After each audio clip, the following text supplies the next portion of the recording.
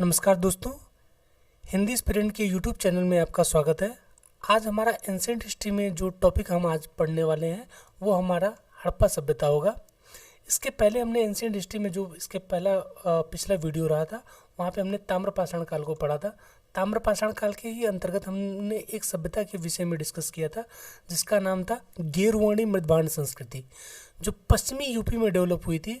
पश्चिमी यूपी में आप देखेंगे तो दिल्ली एनसीआर वाला जो इलाका आप देखते हैं, जो उससे सटे हुए राज्य जैसे यूपी हो गया, यूपी के काफ़ी सेक्टर जो पश्चिम की साइड में है, जैसे मेरठ, ठीक, ये सब हो गए।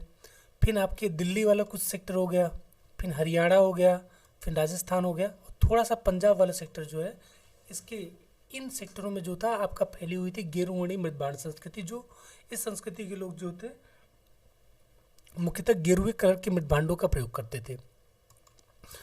बात हड़प्पा सभ्यता की जाए तो भारत की सबसे प्राचीनतम सभ्यता हड़प्पा सभ्यता रही है, जिसे सिंधु घाटी सभ्यता के भी नाम से जाना जाता है। ठीक, ये भारत की प्रथम नगरीय सभ्यता रही है, भारत की पहली कांस्ययुगीन सभ्यता रही है। तो इस दृष्टि से हड़प्पा सभ्यता जो है काफ़ी इम्पोर्टेंट होती है भारतीय इतिहास में या प्राचीन भारत के इतिहास में। इस कारण यहाँ से पीटी प्लस मेंस, चाहे वो स्टेट पीसीएस हो, चाहे वो यूपीएससी हो या अदर एग्जाम हो, वहाँ से यहाँ से क्वेश्चन जो है हड़प्पा सभ्यता से काफ़ी बड़ी संख्या में पूछे जाते हैं। तो हम हड़प्पा सभ्यता के अध्ययन के समय में सारे वो बिंदु जो पीटी और मेंस दोनों के पॉइंट ऑफ व्यू से इम्पोर्टेंट होंगे, तो उनको पढ़ने का प्रयास करेंगे हड़प्पा सभ्यता के अंतर्गत। हड़प्पा सभ्यता को पढ़ने से पहले हम देखते हैं किन किन टॉपिकों पर हमें चर्चा करनी है हड़प्पा सभ्यता को पढ़ने के दौरान।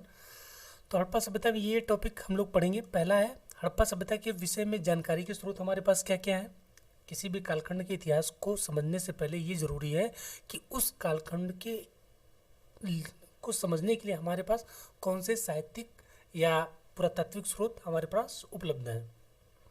ठीक, हड़प्पा सभ्यता की खोज कैसे हुई, किन परिस्थितियों में हुई, इसके बारे में हम समझेंगे। साथ में इसी समय हम आर्कियोलॉजिकल सर्वे ऑफ इंडिया, उसकी स्थापना से लेकर उसके पीछे की पृष्ठभूमि और वर्तमान समय तक उसकी योगदान को, इसको भी हम थोड़ा सा देख लेंगे क्योंकि ये थोड़ा इम्पोर्टेंट है। हड़प्पा सभ्यता के नामकरण को भी हम देख लेंगे कि किस कारण इसको सिंधु घाटी सभ्यता या हड़प्पा सभ्यता या इसको सिंधु सरस्वती सभ्यता या वर्तमान समय में जो मांग चल रही है इसको सरस्वती सभ्यता कहने की, तो उसको लेकर जो विवाद है उसके बारे में हम पढ़ लेंगे। फिर चौथा जो टॉपिक है, इसका कालक्रम क्या होगा, क्या था, और इसका विस्तार, और साथ में विस्तार में हम देख लेंगे कि जो लेटेस्ट अभी राखी गढ़ी में जो उत्खनन हुए हैं उसके बारे में भी थोड़ी चर्चा कर लेंगे। और हड़प्पा सभ्यता के समकालीन विश्व की अन्य संस्कृतियां जैसे मेसोपोटामियन या सुमेरियन सभ्यता हो गई, आपकी मिस्र की सभ्यता हो गई, आपकी जो है चीन की सभ्यता होगी, इन सब के बारे में भी हम पढ़ लेंगे। हड़प्पा सभ्यता के विषय में पढ़ने से पहले हमें ये ज़रूरी है क्योंकि हड़प्पा सभ्यता का विकास नदी घाटियों में हुआ था, तो हमें जो हड़प्पा सभ्यता के पढ़ने के दौरान जो बार बार चर्चा मिलेगी वो सिंधु और उसके सहायक नदियों की चर्चा मिलेगी, जैसे रावी, सिंधु, झेलम, चिनाब, रावी, ब्यास, सतलज, ये नदियाँ हो गई। ठीक, और साथ में घग्गर, हाकरा और सरस्वती नदी की चर्चा मिलेगी।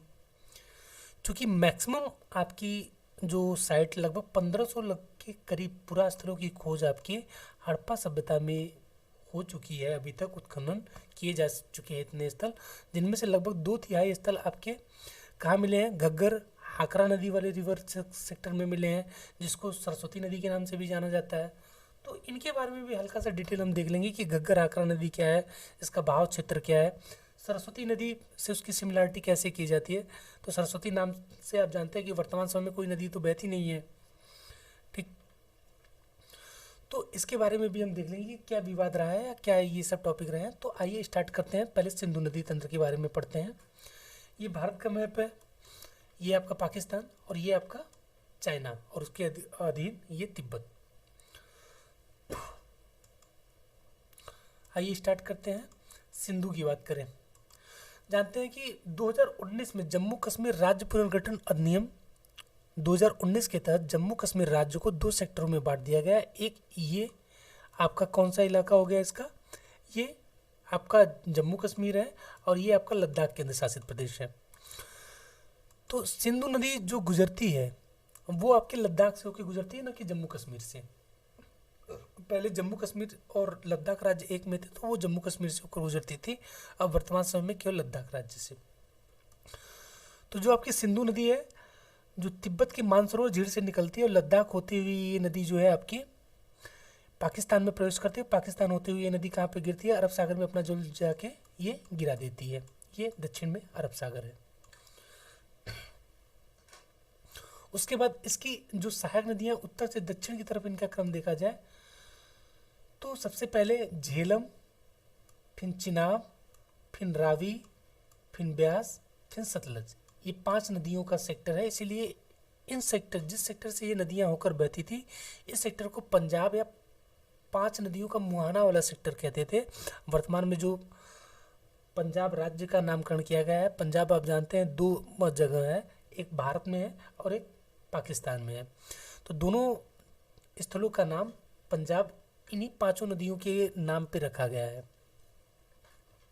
आइए देखते हैं अन्य सहायक नदियों की सिंधु की। तो यहाँ पे देखिए,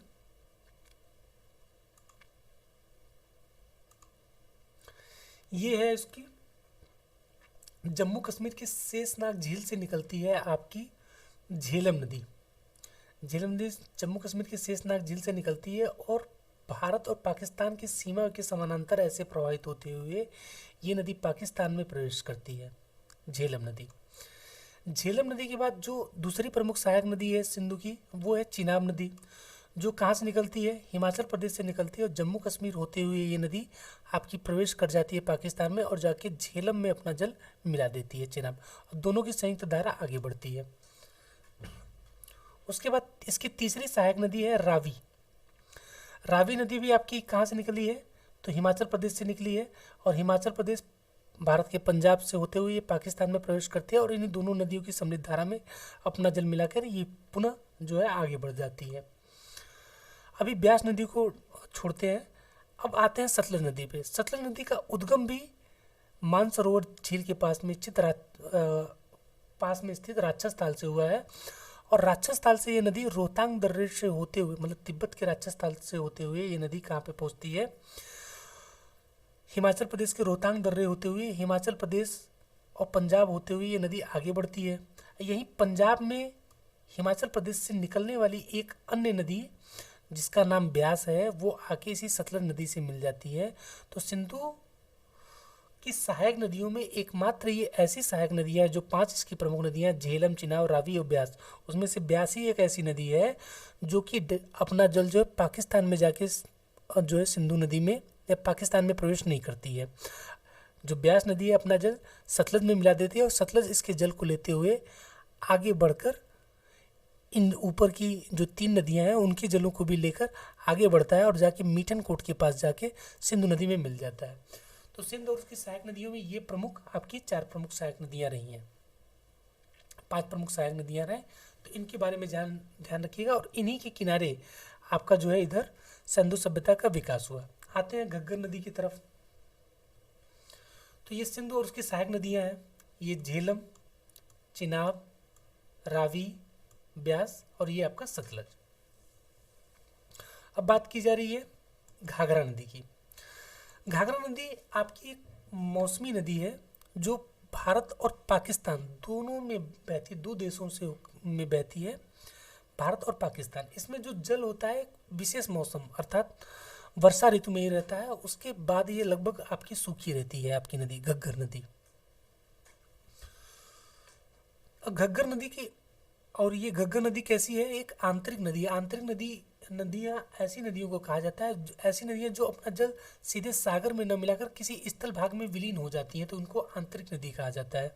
जैसे आपकी लूनी नदी हो गई, ये समुद्र में नहीं, यही कच्छ के रण में जो राजस्थान से निकलती है, इसी सेक्टर में जाके अपना जल जो है मिला देती है।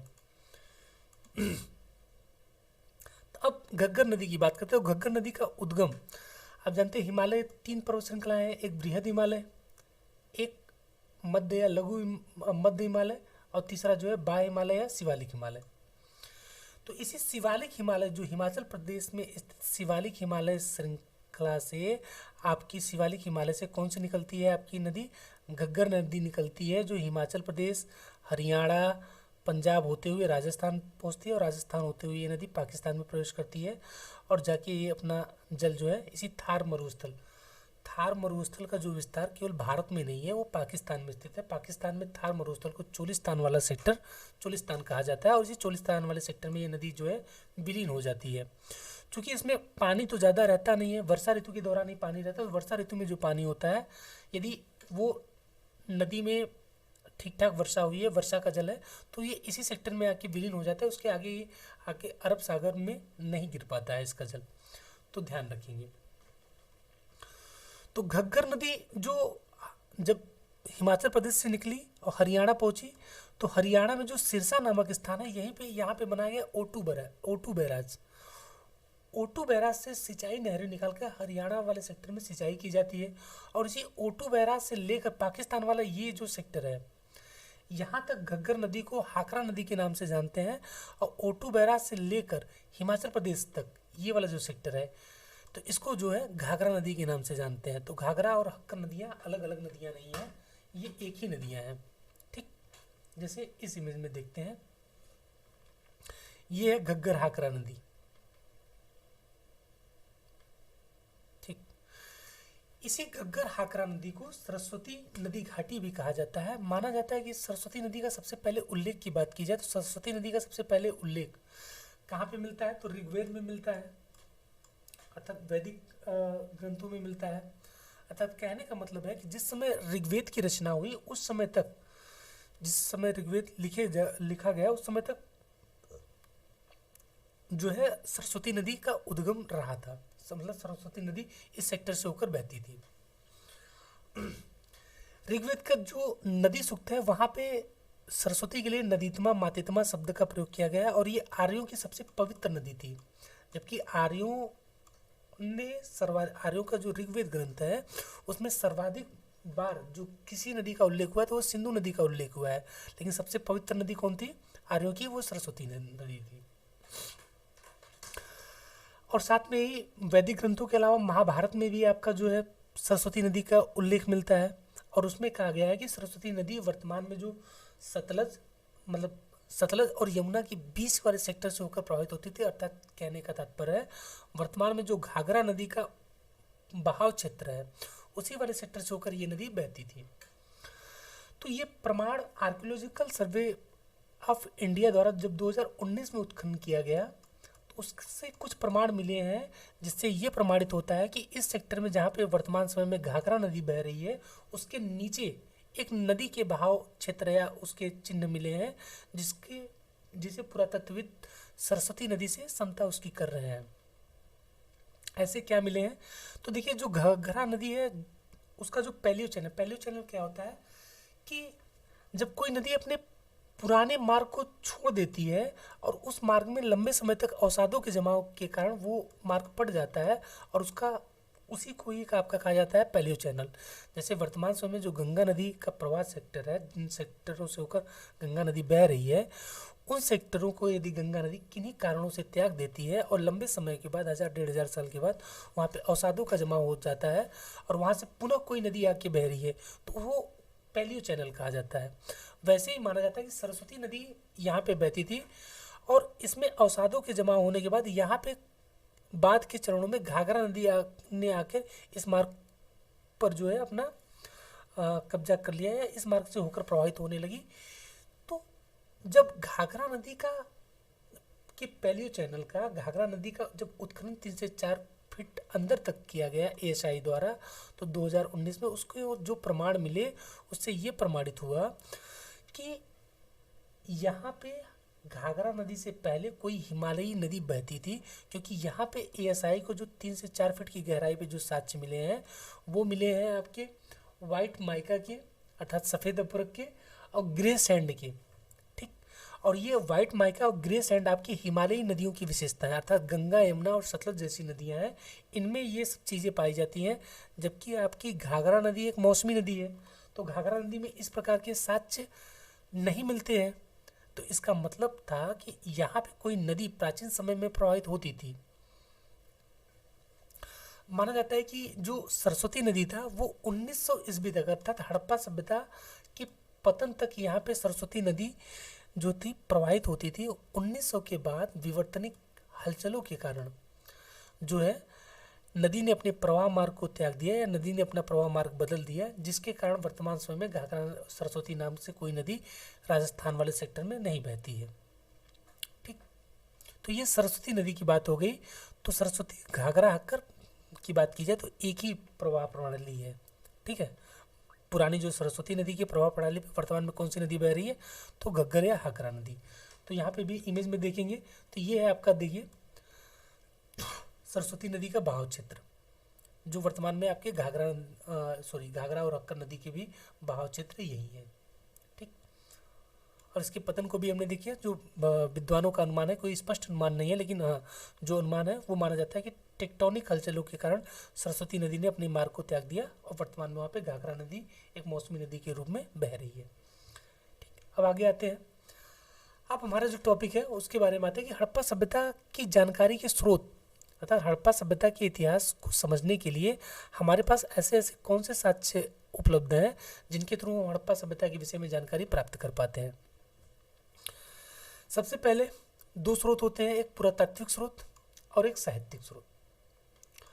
हड़प्पा सभ्यता में ध्यान रखिएगा कि साहित्यिक स्रोत उपलब्ध हैं, अर्थात सिंधु सभ्यता के लोगों को लिपि का ज्ञान था। लिपि से क्या तात्पर्य है, अपनी भाषा को जिन अक्षरों या चिन्हों के माध्यम से हम अभिव्यक्त करते हैं, जैसे हमने अपनी भाषा को यहाँ पे जो लिखी गई लिपि है उसमें अभिव्यक्त किया है, तो वो क्या है, आपकी लिपि है। तो साहित्यिक स्रोतों के अंतर्गत हड़प्पा सभ्यता में के लोगों को लिपि का ज्ञान था। उन्होंने अपनी मुहरों पर, मृदभांडों पर, ठीक मृदभांड मतलब मिट्टी के बर्तनों पर, इस पर लिपि का प्रयोग किया गया है। अपनी जो लिपि उनकी यहाँ प्रचलित थी उसका उपयोग किया है, लेकिन अभी तक विद्वानों द्वारा उसको पढ़ा नहीं जा सका है। ठीक, उनकी लिपि को पढ़ा नहीं जा सका, इसलिए हड़प्पा सभ्यता के अध्ययन में साहित्यिक स्रोतों की कोई भूमिका नहीं है। ठीक, जिस समय साहित्यिक स्रोत पढ़े जाएंगे उस समय हड़प्पा सभ्यता के विषय में हमें और जानकारियाँ प्राप्त होंगी। तो हड़प्पा सभ्यता की जानकारी के लिए अब हमारे पास स्रोत कौन से रह गए हैं, तो केवल पुरातात्विक स्रोत रहे हैं। अब पुरातात्विक स्रोतों को भी दो कैटेगरियों में बांटा गया है, एक हड़प्पा स्थल से प्राप्त पुरातात्विक साक्ष्य और दूसरा जो है हड़प्पा स्थल के बाहर से प्राप्त पुरातात्विक साक्ष्य। क्योंकि हड़प्पा सभ्यता का ट्रेड एंड कॉमर्स अपने समकालीन विश्व की अन्य संस्कृतियों जैसे सुमेरियन या मेसोपोटामियन की सभ्यता हो गई, मिस्र की सभ्यता हो गई, अफगानिस्तान ईरान वाले सेक्टर के लोगों के साथ जो होता आदान प्रदान था। ठीक, तो इन सेक्टरों में जब आदान प्रदान था तो हड़प्पा सभ्यता की कुछ मुहरें या कुछ चीज़ें जो आपको मेसोपोटामिया या सुमेरिया में भी देखने को मिलती हैं और और मिस्र में भी देखने को मिलती है। तो मिस्र और सुमेरियन सभ्यता की कुछ चीज़ें आपको हड़प्पा सभ्यता में भी देखने को मिलती हैं। जब ट्रेड कॉमर्स होगा तो आपस में वस्तुओं का लेन देन होगा, उसी दौरान जो है कुछ वस्तुएं आदान प्रदान के रूप में एक दूसरे सेक्टर में आई होंगी, जिसके पुरातात्विक अवशेष हमें खुदाई के दौरान मिलते हैं। बात की जाए सुमेरियन या मेसोपोटामियन सभ्यता में एक अभिलेख मिला है। ठीक, एक अभिलेख मिला है जिसमें 3 नगरों का उल्लेख मिलता है, एक मेलुहा, दूसरा दिलमुन, तीसरा माकन। जो मेलुहा है उसको विद्वान वर्तमान में सिंधु घाटी सभ्यता के लोगों से तुलना करते हैं, अर्थात जो मेलुहा शब्द का प्रयोग किसके लिए किया है, सिंधु घाटी सभ्यता के लोगों के लिए किया गया है। दूसरा दिलमुन वर्तमान में फारस की खाड़ी में स्थित है आपकी का बहरीन, तो उसी को दिलमुन की समानता किससे की जाती है, तो वर्तमान बहरीन से की जाती है। इसको जो है सफ़ेद हाथियों का देश, सूर्योदय का देश, साफ सुथरे नगरों का देश दिलमुन को कहा गया है। और माकन की समानता किस नगर से, माकन को लेकर अभी विद्वानों में मतभेद है। कुछ विद्वानों का मानना है कि ये आप जो देख रहे हैं पाकिस्तान में ये जो मकरान तट है, यहाँ पे इस वाले तट की तुलना अर्थात मकरान तट की तुलना कुछ विद्वान माकन से करते हैं, लेकिन उसकी स्पष्टता को लेकर अभी संदेह है। ठीक है, हम लोग आगे आते हैं। और साथ में सुमेरियन मेसोपोटामिया की जो बेलनाकार मुहरें हैं वो आपकी कालीबंगा से मिली हैं। ठीक, तो इन सब चीज़ों से भी पता चलता है कि ट्रेड एंड कॉमर्स से। ठीक, और साथ में ही मिस्र की सभ्यता से वहाँ का मम्मी का मॉडल मिला है। मम्मी आप जानते हैं कि जो मिस्र के राजा महाराजा थे, वहाँ के जो लोग थे मिस्र सभ्यता के, वो अपने शासकों को एक पिरामिड के अंदर दफनाते थे, और पिरामिड के अंदर एक मम्मी, या आप क्रिश्चियन में देखते होंगे उनको एक ताबूत में जो है शव को लिटाकर उसको दफनाया जाता है। वैसे ही आपकी मिस्र की सभ्यता में भी इसी प्रकार होता था। वो एक ताबूत के अंतर्गत अंदर रासायनिक लेपों को लपेट कर जो है शवों को दफनाया जाता था, ताकि वो अभी तक वर्तमान समय में लंबे समय तक वो शव जो है सुरक्षित पड़े रहते हैं। तो कुछ ऐसे ही मम्मी का मॉडल आपको जो है कहाँ से मिला है? लोथल से मिला है। इसका मतलब था कि ट्रेड एंड कॉमर्स आपका कहाँ से होता था? मिस्र से। और साथ ही अफगानिस्तान और ईरान में भी से भी कुछ मुहरे और साक्ष्य जो है हड़प्पा सभ्यता के हमें मिले हैं। अब देखते हैं हड़प्पा सभ्यता से प्राप्त पुरातात्विक साक्ष्य, अर्थात जो हड़प्पा सभ्यता भारत और पाकिस्तान में स्थित है उससे जो प्राप्त पुरातात्विक साक्ष्य, उनके बारे में जो हम उनसे जो हम हड़प्पा सभ्यता के विषय में जानकारी प्राप्त करते हैं। ऐसे कौन कौन से साक्ष्य हैं जो हमें मिले हैं? तो मनके और मुहरे मिली हैं। ये मनके क्या होते हैं? जो गले में आप माला पहनते हैं धागे में पिरोकर, उसी प्रकार के पत्थरों को धागों में पिरोकर मनके बनाए जाते थे जो गले में पहनने के काम आते थे। ये मुहरे हैं, ठीक। मृण मूर्तियाँ हैं, साथ में पत्थर की भी मूर्तियाँ हैं और धातु की भी मूर्तियाँ हैं, नगरों के अवशेष और विभिन्न प्रकार की उपयोग सामग्रियाँ। आइए इमेज में देखते हैं। ये है मनके। देखिए, एक धागे में विभिन्न पत्थरों को, जो कीमती पत्थर है उनको एक धागे में गूंथकर ये मनके बनाए जाते थे, जिनका पुरुष और महिलाएं दोनों ही गले में पहनने के लिए इसका उपयोग करते थे। ब्रेसलेट टाइप में था ये, ठीक है, जो गले में पहना जाता, हार की तरह इसका उपयोग करते थे। ये भी आपका मनका ही है। दूसरा ये देखिए, हड़प्पा सभ्यता की मुहर है जो आप देख रहे हैं, ये यूनिकॉर्न की मुहर है। यहाँ पे आप जो ऊपर के तरफ ये जो लिपि देख रहे हैं, ये जो लिखा हुआ कुछ दिखाई दे रहा है, यही है आपकी सेंधो लिपि। यहाँ पे भी देखिए लिखा हुआ कुछ दिखाई दे रहा है, ये भी आपकी सेंधो लिपि है। ये आपके कुबड़ वाले बैल की आकृति है, मुहर है। यहाँ पे भी आपको जो ये ऊपर लिखा हुआ दिख रहा है, ये सब क्या है? हड़प्पा सभ्यता की लिपि है। ये हड़प्पा सभ्यता से जो प्राप्त हुई हैं मृण मूर्तियाँ, ठीक, अर्थात मिट्टी की मूर्तियाँ, वो हो गई। साथ में ही यहाँ पे मिट्टी की मूर्तियों के अलावा पत्थर की भी मूर्तियाँ मिली हैं, धातु की भी मूर्तियाँ मिली हैं, उनको भी हम आगे देखेंगे। ये हड़प्पा सभ्यता के नगर अवशेष हैं। इनके बारे में उसके नगर नियोजन का हमें पता चलता है किस प्रकार का था। जैसे ये हुआ, ये मोहनजोदड़ो का चित्र है, और ये अन्य पुरावस्तुएं जो उनके द्वारा दैनिक उपयोग या उपभोग में लाई जाती थी, वो वस्तुएं यहाँ पे, जैसे मृदभांड हो गया, ये पॉट हो गया, ये सब चीज़ें हो गई, ठीक है।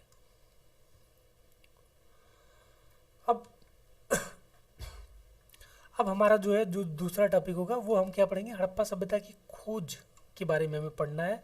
सबसे पहले हड़प्पा सभ्यता की खोज के बारे में पढ़ने से पहले हमें ये जानना जरूरी है, क्योंकि हड़प्पा सभ्यता की खोज तो 1920-21 में हुई, ठीक, सब सर जॉन मार्शल के निर्देशन में दयाराम साहनी और अकलदास बनर्जी द्वारा की गई।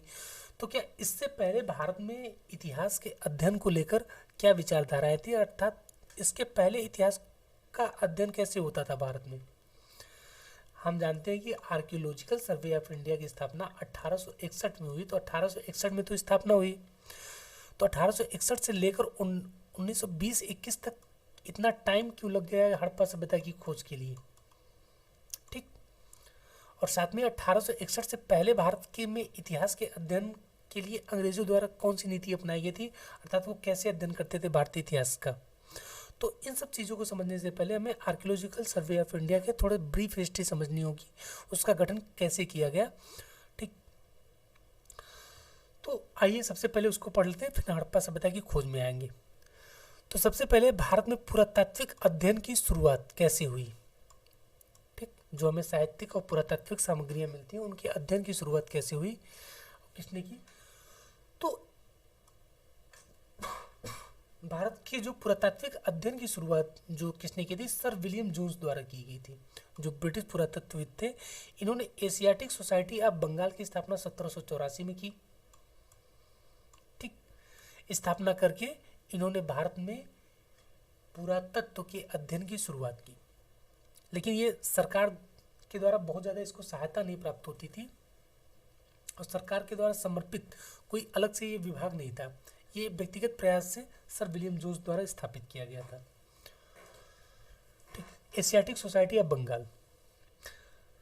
एशियाटिक सोसाइटी ऑफ बंगाल की स्थापना 1784 और जरूरत क्या पड़ी थी कि एशियाटिक सोसाइटी ऑफ बंगाल या भारत में पुरातत्व अध्ययन की ब्रिटिश पुरातत्व या ब्रिटिश सरकार को भारत में पुरातत्व अध्ययन की 1784 का टाइम पीरियड है। आप जानते हैं इस समय तक अंग्रेज दो महत्वपूर्ण युद्ध भारत में लड़ चुके थे। एक 1757 में प्लासी का युद्ध और दूसरा 1764 का बक्सर का युद्ध। और इन दोनों युद्धों के तहत उत्तर भारत के एक बड़े क्षेत्र पर अंग्रेजों का कब्जा हो गया था, जिसमें आपका दिल्ली वाला सेक्टर कुछ ले लीजिए, क्योंकि शाह आलम भी पराजित हुआ था बक्सर के युद्ध के थ्रू। अवध अर्थात उत्तर प्रदेश, बिहार, झारखंड, उड़ीसा, बंगाल में आपका बांग्लादेश और असम के भी कुछ हिस्से शामिल थे। तो लगभग इतने बड़े सेक्टर पर ब्रिटिश सरकार का नियंत्रण था। और दक्षिण में हैदराबाद उनका पिछलग्गू था ही, और दक्षिण में वो मैसूर से इस समय युद्ध कर रहे थे। इतने बड़े भारत के क्षेत्र उनके नियंत्रण में आने पर अब उनको समस्या यहाँ शासन प्रशासन को ही शक्ति के बूते वो लंबे समय तक भारत के क्षेत्र पर शासन नहीं कर सकते थे। इसलिए उन्होंने भारतीय इतिहास और संस्कृति को समझना जो है उनके लिए जरूरी हो गया। और इसी दिशा में प्रयास करते हुए एशियाटिक सोसाइटी ऑफ बंगाल की स्थापना सर विलियम जोन्स द्वारा की गई 1784 में। ठीक उस समय जो गवर्नर जनरल थे वारेन हेस्टिंग थे। दो हेस्टिंग नाम से गवर्नर जनरल मिलते हैं, एक वारेन हेस्टिंग है, एक लॉर्ड हेस्टिंग है। वारेन हेस्टिंग का टाइम पीरियड 1772 से लेकर 1785 तक है, और लॉर्ड हेस्टिंग का टाइम पीरियड आपका 1813 के बाद से है, 24-25 तक शायद उनका टाइम पीरियड है, 1813 के बाद तक है। ठीक है, 1813 से स्टार्ट करते हैं, 23-24 तक शायद उनका टाइम पीरियड है, जब उन्होंने बाद में गवर्नर जनरल के रूप में कार्य किया था। तो एशियाटिक सोसाइटी की जो स्थापना की गई, तो एशियाटिक सोसाइटी की स्थापना का कार्य क्या था, उद्देश्य क्या था? इस सोसाइटी का उद्देश्य था कि भारतीय इतिहास के अध्ययन के लिए साहित्यिक सामग्रियों को आधार बनाकर उनका जो है भारतीय इतिहास को समझने का प्रयास करना। इसके द्वारा पुरातात्विक स्रोतों की अवहेलना की गई। जब भारतीय इतिहास में साहित्यिक स्रोतों को आधार बनाया गया, तो अर्थात 600 ईसा पूर्व के बाद के ही इतिहास को जो है ये अध्ययन के केंद्र बिंदु में ले सकते थे। क्यों? क्योंकि भारत में जो साहित्य अर्थात लिखित सामग्रियों के जो प्रमाण मिलते हैं वो 600 ईसा पूर्व के लगभग के हैं। 600 ईसा पूर्व से प्रारंभ होते हैं, अर्थात 600 ईसा पूर्व से पहले का इतिहास को समझने के लिए एशियाटिक सोसाइटी ऑफ बंगाल के द्वारा कोई विशेष प्रयास नहीं किया गया। जहाँ तक उनको साहित्यिक सामग्रियाँ उपलब्ध थी, उन्हीं को अध्ययन के पुरातात्विक सामग्रियों की इनके द्वारा अवहेलना की गई। तो भारतीय इतिहास का एक आधा अधूरा अध्ययन जो है एशियाटिक सोसाइटी के द्वारा किया गया, लेकिन फिर भी भारतीय इतिहास के अध्ययन की शुरुआत एशियाटिक सोसाइटी द्वारा कर दी गई थी। ठीक, जैसे 600 ईसा पूर्व के पहले हड़प्पा सभ्यता थी, ठीक, कुछ अन्य महत्वपूर्ण सभ्यताएं थी, उनके विषय में कोई विशेष इनकी रुचि नहीं थी, क्योंकि वहाँ पे साहित्यिक सामग्रियाँ थी नहीं। तो इस सोसाइटी की महत्वपूर्ण उपलब्धियाँ क्या रही हैं, उसके बारे में देख लीजिए। यहाँ पे देखिए, ये है वारेन हेस्टिंग महोदय, ठीक, ये है चार्ल्स विल्किंस, और ये आपके कौन है, विलियम जोन्स। वारेन हेस्टिंग के कहने पर चार्ल्स विल्किंस महोदय ने भारत के दो महत्वपूर्ण ग्रंथों, एक हितोपदेश और दूसरा अभिज्ञान शकुंतलम। अभिज्ञान शकुंतलम का सबसे पहले 1784 में अनुवाद किया, और उसके बाद जो है इन्होंने हितोपदेश का अनुवाद किया। इन्होंने जो है भारतीय ग्रंथों का अध्ययन करने के लिए जो संस्कृत सीखी, वो काशी के काशीनाथ भट्टाचार्य थे,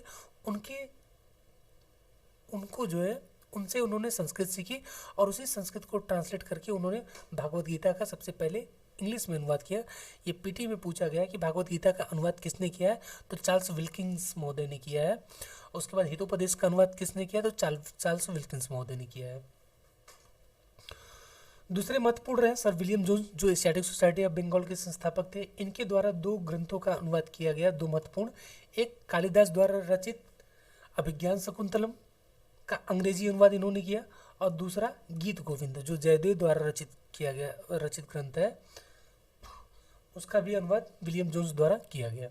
एशियाटिक सोसाइटी की सबसे महत्वपूर्ण उपलब्धि क्या रही है? 1838 में जेम्स प्रिंसेप महोदय द्वारा पढ़ा गया अशोक का अभिलेख, जो दिल्ली टोपरा अभिलेख था। अशोक का सबसे पहला पढ़ा गया अभिलेख कौन सा था? 1838 ईस्वी में जेम्स प्रिंसेप महोदय द्वारा पढ़ा गया दिल्ली टोपरा अभिलेख। इसके पहले अशोक के समय या मौर्यकालीन इतिहास के विषय में अभी अर्थशास्त्र की भी खोज नहीं हुई थी। जो कौटिल्य द्वारा लिखा गया अर्थशास्त्र है उसकी भी अभी जानकारी किसी को नहीं थी।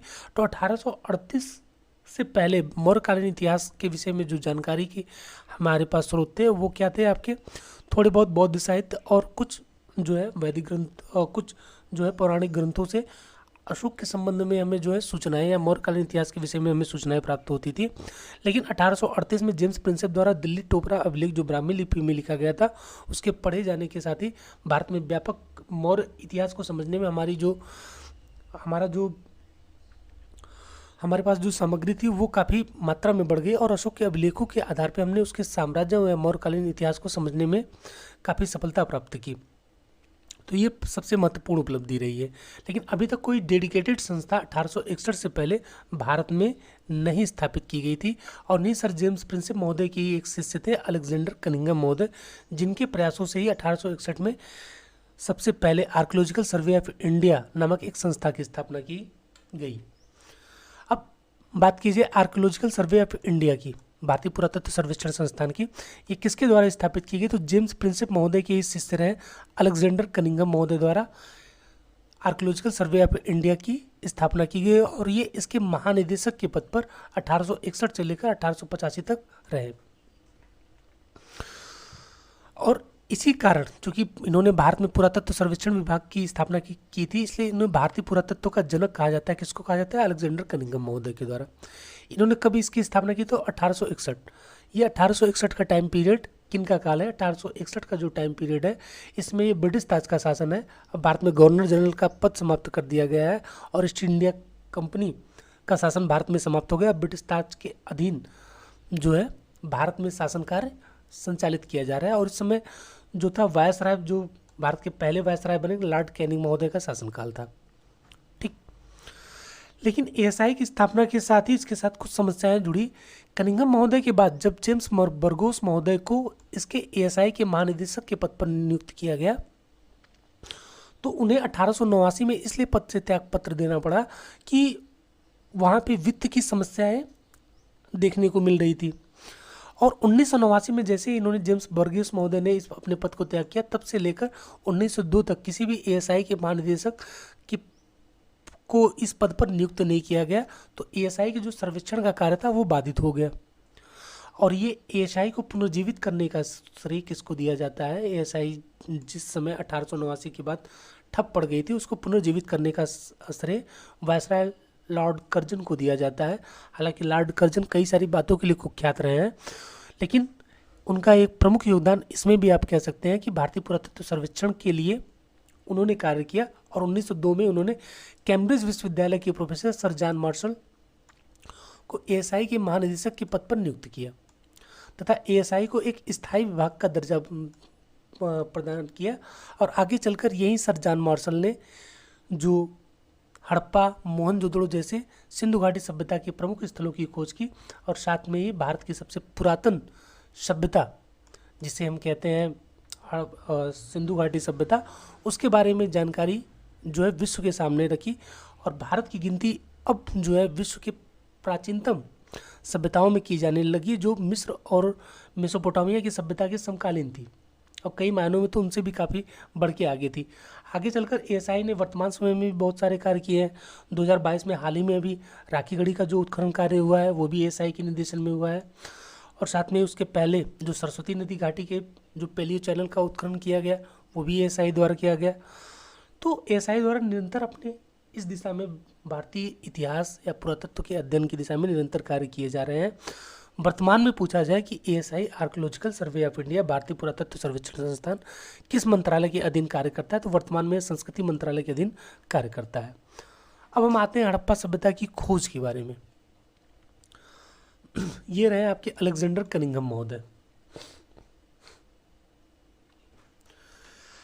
हड़प्पा सभ्यता की सॉरी हड़प्पा सभ्यता की खोज की बात की जाए तो हड़प्पा सभ्यता की खोज की बात करें, सबसे पहले हड़प्पा सभ्यता के बारे में जो उल्लेख मिलता है जेम्स लेविस, जिनका छद्म नाम चार्ल्स मेसन था।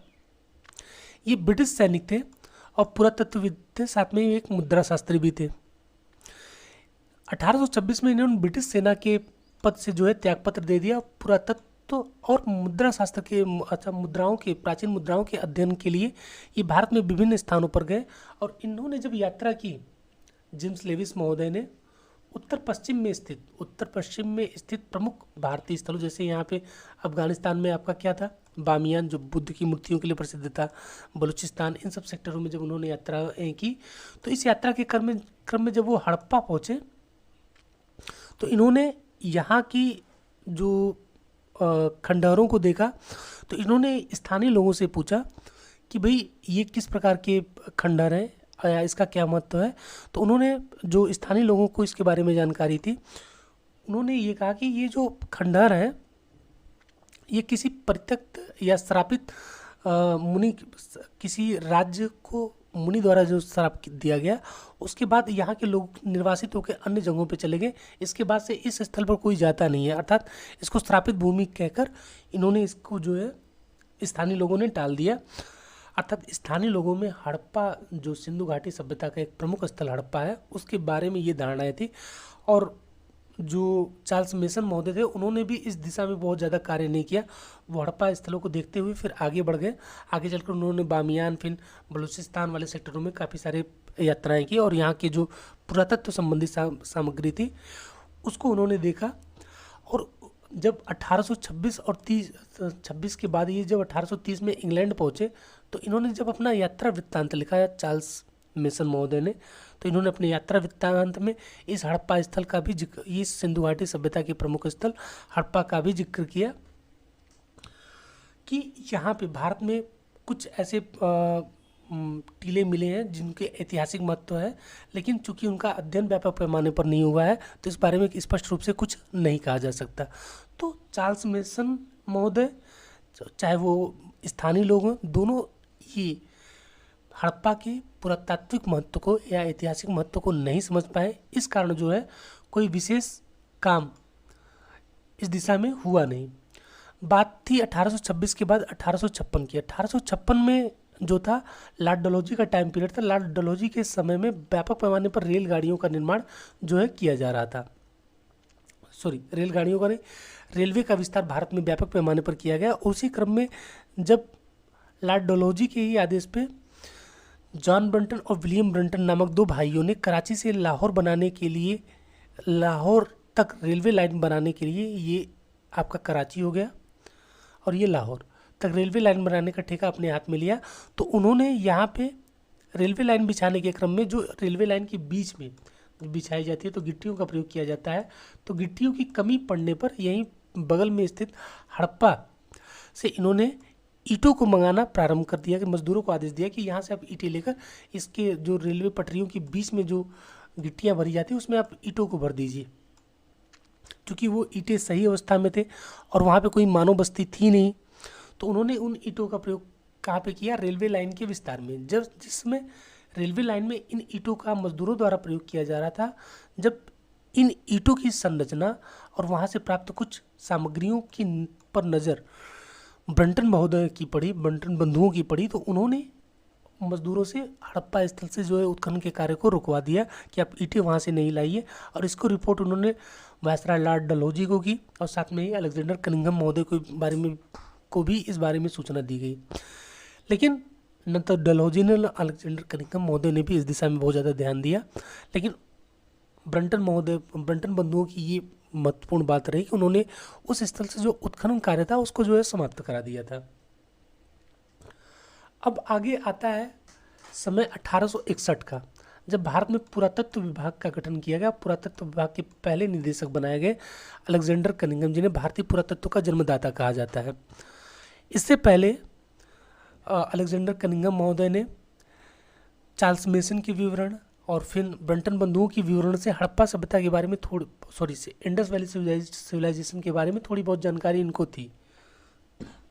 और इन्होंने भी उत्तर पश्चिम भारत में जो हड़प्पा वाला स्थल है वहाँ पे कुछ पुरास्थलों का दौरा किया और वहाँ से कुछ मुहरें प्राप्त हुई उनको, जिसका उल्लेख इन्होंने 1875 में अपनी जो रिपोर्ट प्रकाशित की थी उसमें इन्होंने किया था।